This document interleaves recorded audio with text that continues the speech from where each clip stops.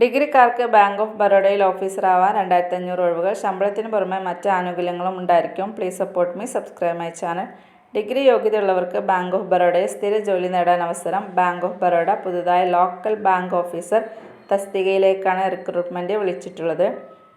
തസ്തിക bank of Baroda local bank officer recruitment 2500 ഒഴിവുകളുണ്ട്. ഗുജറാത്ത്, മഹാരാഷ്ട്ര, ഉത്തർപ്രദേശ്, രാജസ്ഥാൻ, കർണാടക എന്നിവിടങ്ങളിലാണ് കൂടുതൽ ഒഴിവുകളുള്ളത്. പ്രായപരിധി 21-നും 30-നും ഇടയിൽ പ്രായമുള്ളവർക്ക് അപേക്ഷിക്കാനാവും.